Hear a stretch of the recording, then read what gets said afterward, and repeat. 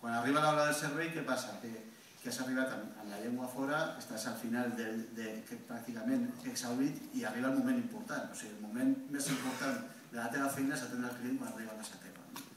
Nosaltres hem intentat buidar dels restaurants tot allò que no és la satisfacció del client. Tot el que és reserves, tot el que és gestió de compra, el que és gestió tècnica de recursos humans, tot el que és comunicació, tot el que és comercial, s'ha de treure del restaurant i s'ha de posar en mans de persones especialitzades que es dediquen exclusivament a aquests temes que són molt importants en si mateix, però que no poden estar vinculats al dia a dia de la satisfacció del client dins del restaurant.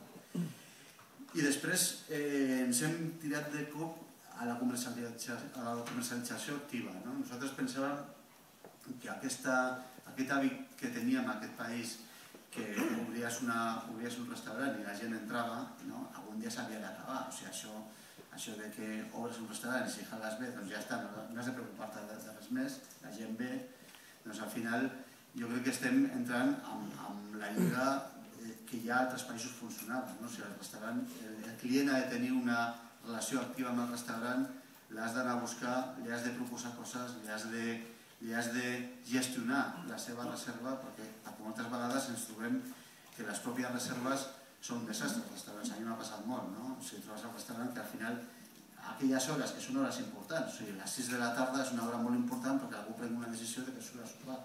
Truca a un restaurant a reservar i la senyora que està fent la neteja dels lavabos agafa el telèfon i diu no, llame després perquè ara no el puedo... O sigui, al final no saps si tens reserves, com s'han atès, de quina manera és el primer acte de satisfacció del client és com se l'ha rebut per aquesta trucada telefònica. Jo crec que és molt important.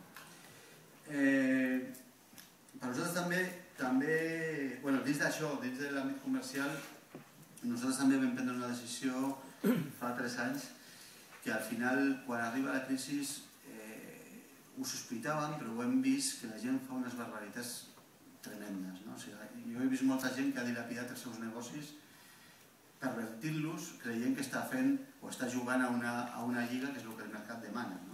I al final l'únic que el mercat demana en situacions de crisi és que siguis fidel a el que tu estaves fent. I la gent està començant a fer 2x1, està